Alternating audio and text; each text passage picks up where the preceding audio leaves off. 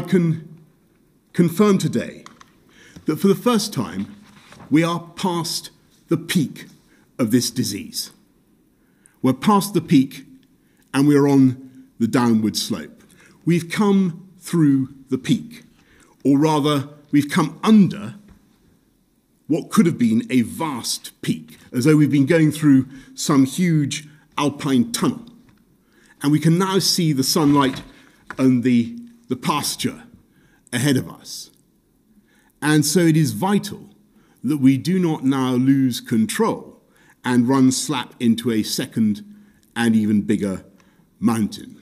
Today, the number of COVID hospital admissions is falling, the number of patients in ICU is falling.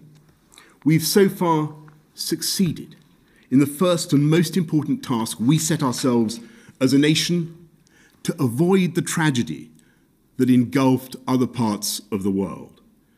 Because at no stage has our NHS been overwhelmed. No patient went without a ventilator. No patient was deprived of intensive care. We have 5 of the 7 projected Nightingale wards.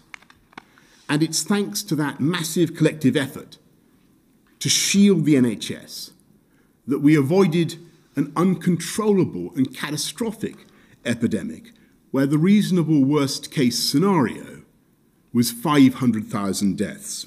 We have so many reasons to be hopeful for the long term. The UK is leading international efforts to find a vaccine.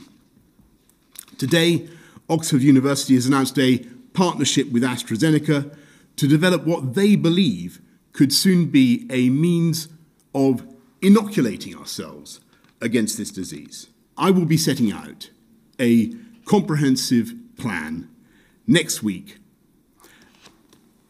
to explain how we can get our economy moving, 1, how we can get our children back to school, back into childcare, 2nd, and 3rd, how we can travel to work and how we can make life in the workplace safer.